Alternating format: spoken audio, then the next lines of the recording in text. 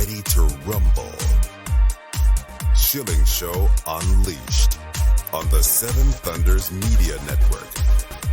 Former city councilor, husband, father, and community watchdog. Your host, Rob Schilling.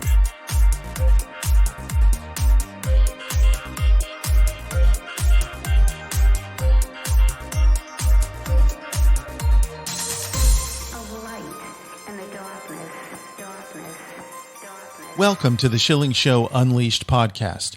Remember, your direct support makes our show possible, and you can directly support this podcast by visiting shillingshow.com and then clicking on the Patreon banner at the top of the page to make a monthly contribution. We appreciate your support. The Schilling Show Unleashed podcast welcomes Jens Heycke, economist, writer, researcher, and author of the new book, Out of the Melting Pot, Into the Fire, Multiculturalism in the World's Past and America's Future. And Jens Heycke, thank you for joining us today on the Schilling Show Unleashed podcast. Yeah, thank you for having me. We should talk about the melting pot. You know, when I grew up, that was a term I heard a lot. I hardly ever hear it anymore. What is the melting pot, and how did it come into common understanding in America? So the melting pot is this notion that people can come here from all different parts of the world with all kinds of different ethnic, cultural backgrounds and share in a sort of a common culture that we form in the United States. And it's actually a very old concept. It goes all the way back to the days of the American Revolution. So Hector de Crevecoeur, who was a French immigrant, wrote about people coming to this country and forging a new race of man. And race back in those days actually meant nationality and not, black or white. So he talked about that all the way back in 1780. The metaphor continued even with 100 years later with Ralph Waldo Emerson, who likewise talked about bringing people from all around the world. And what really put the term melting pot into the American vocabulary was a play that was written in 1908 by Israel Zangwill. The play was literally called The Melting Pot, and it was hugely popular at the time. Teddy Roosevelt attended the opening night and loved it. He wrote letters to Israel Zangwill afterwards, saying it was one of the best plays he'd ever seen. That play, again, advanced this notion that people can come from everywhere in the world and discard their old prejudices and their old feuds against each other and form a new identity, a new forward-looking identity that's based on ideals of freedom and democracy.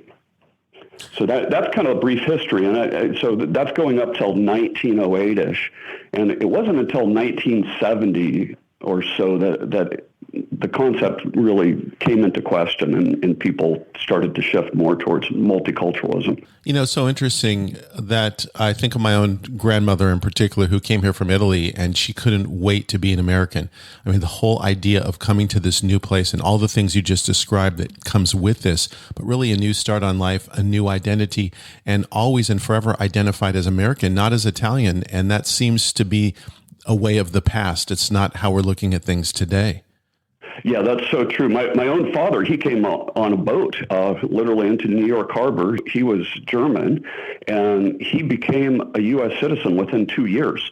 He joined the Army after 1 year and never thought of himself as anything but American after that point. And the wonderful thing is nobody else saw him as anything but American, even though, to this day he still has an accent, but nobody doubts his Americanness.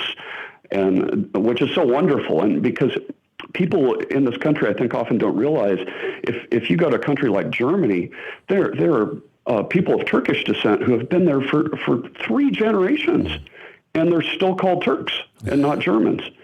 People of Chinese descent in Malaysia who have been there for 500 years, and they're still called Chinese. So what we had in this country was just an amazing thing.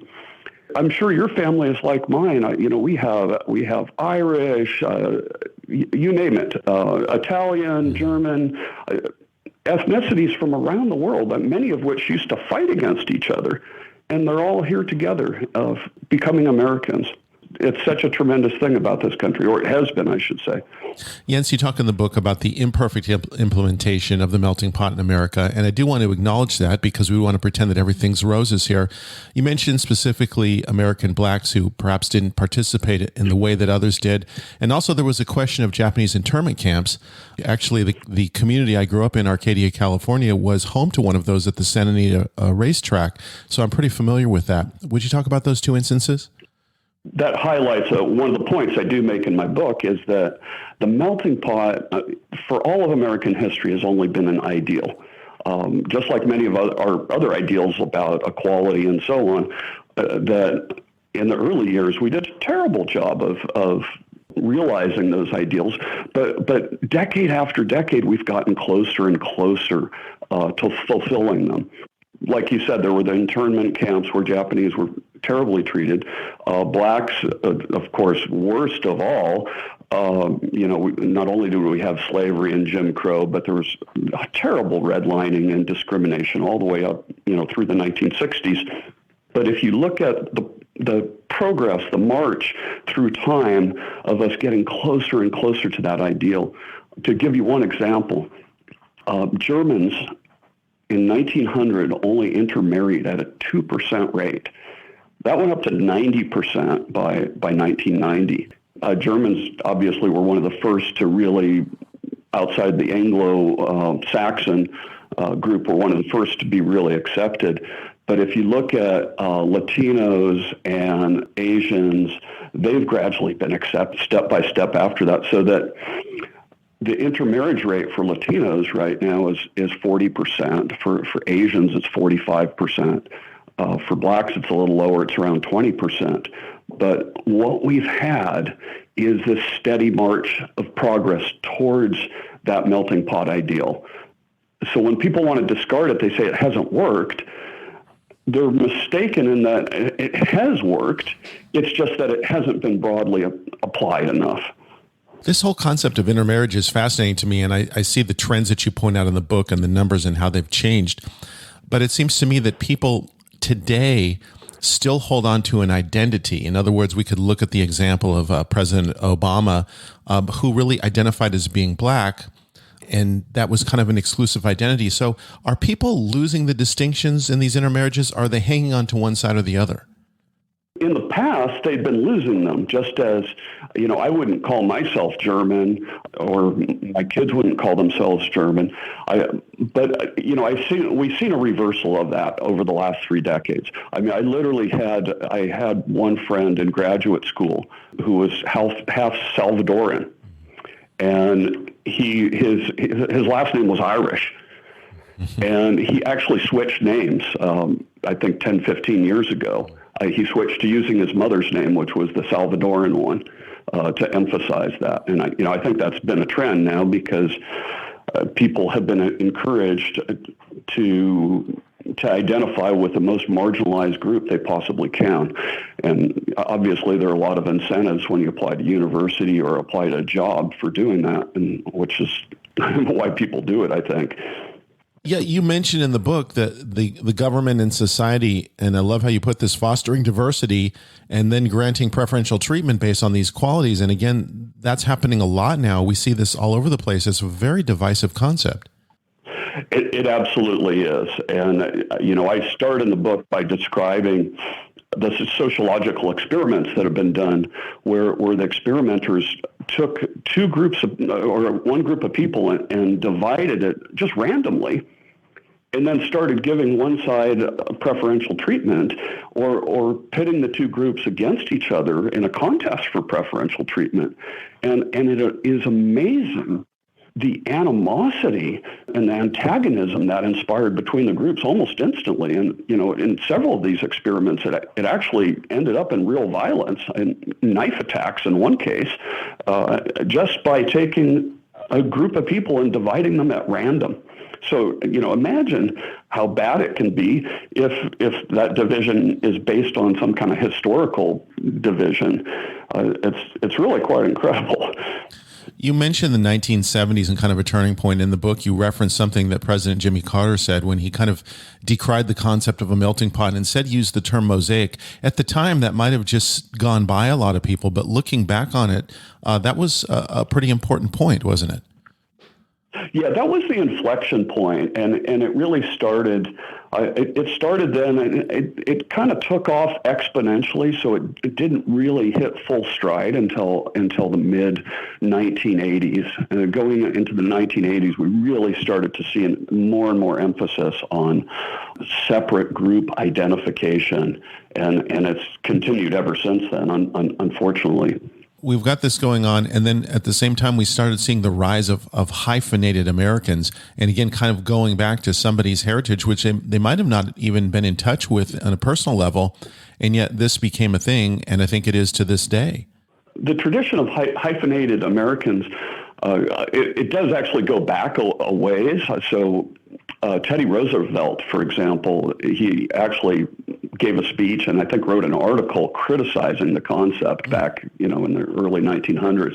And I think that kind of squelched it for a while, but then it really came back in the 70s, late 70s and the 80s, and more focus on all these different groups. Now, something I should mention is that distinctions, these divisions of groups that are the multiculturalists have been pushing are really factitious. I mean, they're, in a sense, they're made up, and they do nothing to honor the actual heritage of the people who are being pigeonholed into these groups. So let's take, for example, the category Latinx, which, by the way, 40% of the people in that category hate it and say it's offensive. But that's the category that universities are pushing, Latinx. That includes people from all over the world that in many cases don't even speak the same language. So, somebody from El Salvador, Mexico, has nothing in common from somebody from the Basque Country or from Spain, yet they're all lumped into this category, Latinx, which, when you really think about it, it's kind of insulting because it really disses your actual ethnic heritage. And same for BIPOC. What is BIPOC? That's like a color chart classification. And once again, somebody comes from Nigeria or Ivory Coast or from America, to be categorized as BIPOC, to me, that would be insulting. Well, I would think so, because it really allows to dissipate the actual heritage, as you reference, of where these people are coming from and what their culture is like. There is no such country as BIPOC or Latinx. So who's benefiting from this and who's pushing that? You mentioned the universities, but to what end? I think a lot of it's politicians as well, because these are constituencies then for them that are they're political units rather than actual ethnic units. The Basque vote outside of northern Nevada and southern Idaho is not a very significant one, so it's not useful to talk about a Basque minority to a politician. They want to lump them together with all the other Latinx people, and I think that applies for most of these categories. It's really about organizing a political constituency rather than honoring anybody's heritage. You speak of politicians. We had a politician here a couple of years ago, the mayor of Charlottesville, who made a public statement about a pluralistic society. This was his vision of just a wonderful place that Charlottesville and, by extension, the rest of the United States could be. Should we aspire to be a pluralistic society, and what does that really mean? Pluralism, like multiculturalism, can sort of have a range of definitions. There's this kind of softer sort of multiculturalism or pluralism where you honor people's backgrounds and heritages and you respect them. And I think all of us can agree that that's a good thing and something we should do. And the problem is people get that mixed up with this sort of hard multiculturalism where you go beyond just honoring backgrounds and cultures. You go to the point of treating them differently, counting them as separate. You really have to distinguish those two concepts. And I think what what a lot of politicians in this country, the multiculturalists, push this harder notion that each group should be identified, and if there's a disparity in outcomes, we need affirmative action or some kind of program to address that disparity. And when you start to look at that implementation of pluralism, or what I would really call hard multiculturalism, when you look at how that's worked out around the world, the results have been disastrous. That's largely what my book is devoted to, is looking at all the different examples of where countries went down that route of maintaining separate group identities. Rwanda is a very good example of that, and we know how that turned out. Yugoslavia, they had the same thing, where we're going to be a multicultural society. We're going to have separate identities, and yeah, we're going to have some preferences for this group or that to make up for past discrimination. Well, how'd that work out in Bosnia? Not very well. And so Sri Lanka is a similar example. They had two groups there that formerly were all considered Sri Lankans. And then they decided that they needed to equalize educational and job outcomes. So they instituted preferences for one group, and once again that ended in 50 years of civil war. The Schilling Show Unleashed podcast continues in a moment with Jens Heycke. The book is Out of the Melting Pot into the Fire. Support this podcast online at shillingshow.com. BorderHawk.news is a one-stop shop with the latest news about immigration, nationalism, and globalism. The BorderHawk staff daily curates immigration news stories, and in the fashion of the Drudge Report, updates the site with cutting-edge content and original first-class commentary. BorderHawk.news highlights national and international media reports, tweets, and nuggets buried in local news blurbs, polls, video clips, and policy research. BorderHawk is pro-legal immigration, pro-rule of law, but against an unsecure border, as countless Americans have suffered violence at the hands of criminal illegal aliens. And an increasing number of Americans are concerned about how mass migration affects their daily life. BorderHawk.news will remain on the forefront of the immigration issue with a buffet of info to read, evaluate, and share. Bookmark BorderHawk.news. Add them on social media at BorderHawkNews on Twitter. Get your fix. Schilling Show Unleashed. Our guest is Jens Heycke on the Schilling Show Unleashed podcast. His new book is Out of the Melting Pot into the Fire, Multiculturalism in the World's Past and America's Future. I want to go into some of the details that you have mentioned here regarding, let's look at the Hutus and Tutsis in Rwanda. That to many people who may be listening is ancient history. They don't remember what happened. You have a story, a vignette in the book about Jacqueline and Matthias, which I think is very instructive. Maybe you could give us a backstory. Yeah, so Jacqueline is, actually they say Jacqueline there because French is kind of the second language, but she was a young teenager at the time of the genocide, 94, 95. She lived in a small village in Bugesera, which is south of the capital. She went out one day to get milk for her family. She walked out to the next village. She came back. She found her entire family hacked to death with machetes. 19 people in all, brothers, sisters, parents, uncles, aunts. If you can imagine a teenager coming home to that sort of carnage, and there was only one person in her extended family who survived, an uncle, and hid at night, or hid during the daytime, and then during the night they kind of made their way over several days to Burundi to safety, and then eventually came back after the genocide was over. Just really a stunning account to listen to firsthand, as I did from her, and it was very typical. There were, after the genocide, there were hundreds of thousands of orphans like her who, had lost pretty much their entire families. It was a devastating thing. You mentioned the Aztecs and Mexico, And a very important point that you make towards the end, that there were very few people willing to defend their own culture and society. And I think that's instructive. Tell us about that. The Aztecs, it's really an incredible story of how Cortez, who was actually kind of an inept military leader, came over with only a handful of Spaniards, 400 or 500 guys. They overthrew an empire of 4 to 5 million people, an army of 100,000 people. How could that happen? There have been all these different theories about better technology. The Aztecs thought that the Spanish were gods. None of that's actually the case.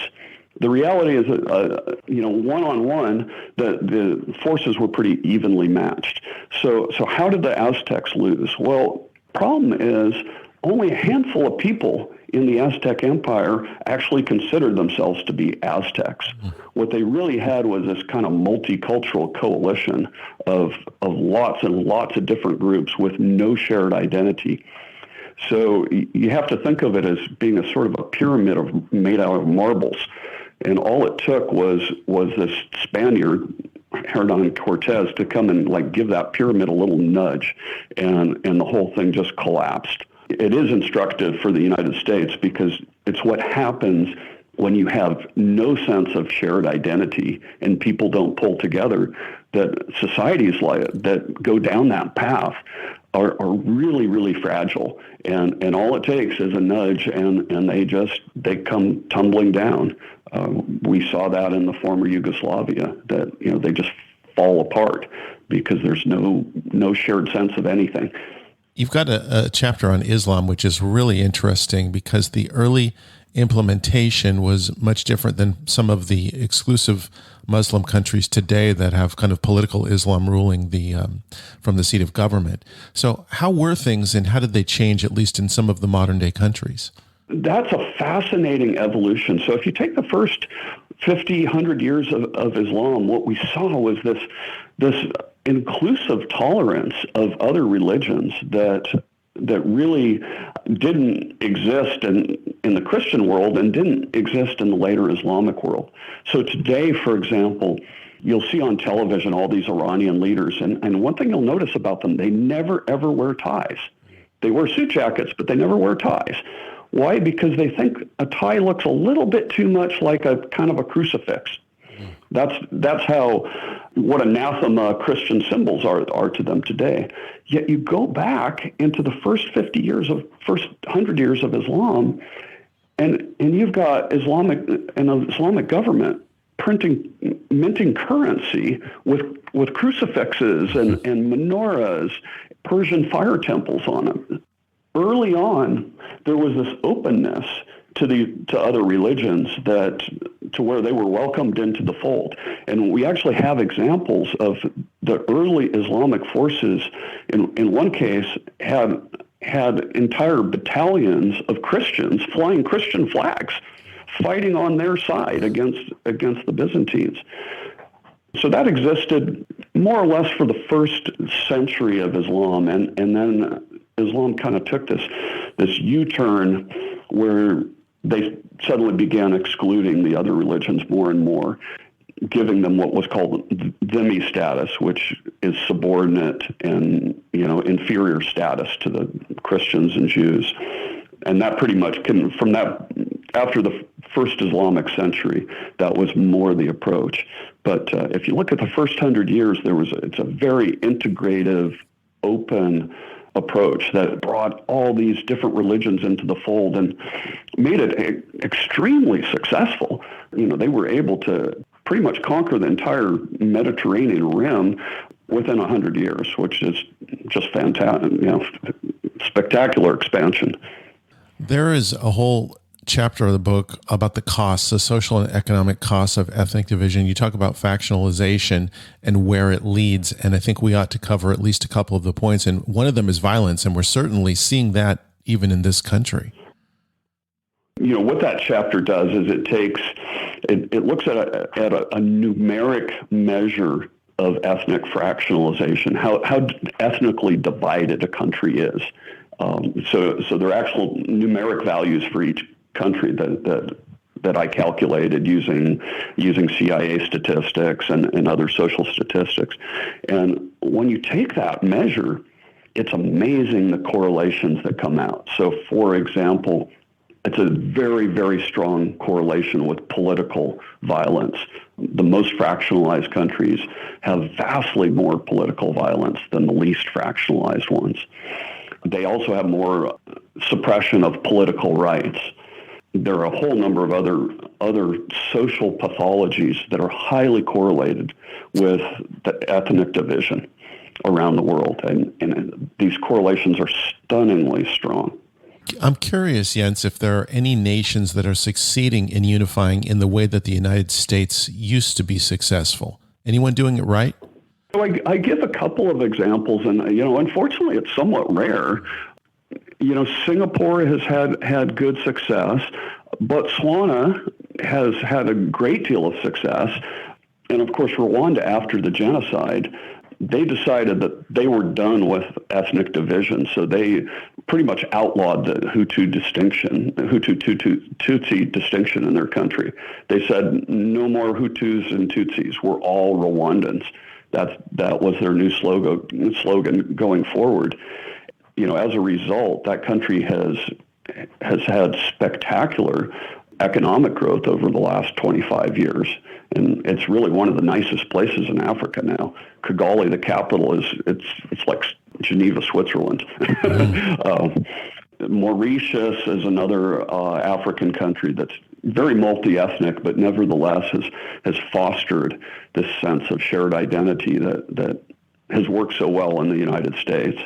In a way, it's only a handful that have really mustered the sort of melting pot ideal that we went after for so many years in the United States. Jens Heycke, if people want to get a copy of your new book, Out of the Melting Pot into the Fire, where's the best place they can get it? Bookshop.org is one good place that will basically order it for your local bookstore. Amazon is also a great place. Barnes & Noble. It's pretty much available on all the online retailers. You've done a terrific job on a very important subject. Jens Heycke, thank you so much for joining us today on the Schilling Show Unleashed podcast. Thank you. I really appreciate the opportunity to talk with you. That concludes another edition of the Schilling Show Unleashed podcast. Visit us online at shillingshow.com, where you can directly support this podcast by clicking on the Patreon banner at the top of the page and making a monthly donation. Your support is essential for the continuation of the Schilling Show Unleashed podcast. Until next time,